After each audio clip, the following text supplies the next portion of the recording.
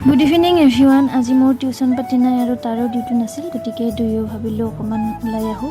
গৰমো খুব দিছে, ঘৰত কিমান থাকিম আৰু। আহি থাকোঁতে দোকান এখনত ৰৈ আমি চকলেট ঠাণ্ডা এনেকৈ কিবা কিবি খালোঁ। ঘৰৰ পৰা ওলাই আহোঁতে আমি নিৰ্দিষ্টকৈ ক'তো যাম বুলি ওলাই অহা নাই, বতাহে যোন দিশে লৈ গৈ আছে এনেকৈ যাই আছোঁ আৰু। এনেকৈ আহি পালোঁ আমি পাৰ্কৰ ৰাস্তাটো। আহকচোন তেতিয়াহ'লে পাৰ্কতে অকণমান বহিলোঁ, খুব ধুনীয়া বতাহও আহি আছে। অইন দিনৰ তুলনাত আজি অকণমান মানুহ বেছি দেখিছোঁ, গৰম বন্ধ চলি আছে যে তাৰ কাৰণে।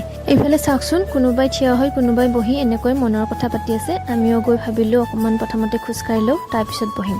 ৰ'বচোন দেই, মই আকৌ ফ্ৰুটিটো খাবই পাহৰিছিলোঁ নহয়। দোকানৰ পৰা আহি এনেকৈ পাৰ্ক পালোঁ, ফ্ৰুটিটো এনেকৈ হাততে ৰৈ গ'ল। পেটটো ঠাণ্ডা কৰি লৈ এনেকৈ 4-5 পাক মান ৰাতি শোৱাৰ আগত সদায় ভাবি লওঁ ৰাতিপুৱা ৱৰ্কআউট কৰিবলৈ ওলাই আহিম বুলি, কিন্তু টোপনিটোৱে চব ধ্বংস কৰি পেলাই। আজি আহিছোঁ যিহেতু অকণমান ভালকৈ ৱৰ্কআউট কৰি লওঁ ৰ'ব। পাৰ্কখনৰ ভিতৰতে মানে কাষত ব্যায়াম কৰিবলৈ এনেকৈ সুবিধাজনক কৰি দিছে।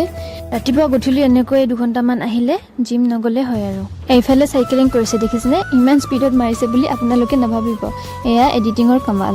তুমি কৰি থাকা দেই, মোৰ বহুত ভাগৰ লাগিছে, মই অকণমান ৰেষ্ট লওঁ। এইফালে বতাহও আহিছে, অকণমান জোলনাতে বহিলোঁ ৰ'ব। পিছলৈ আৰু ধুনীয়া ধুনীয়া মিমবিলাক আহিছে আজিলৈ।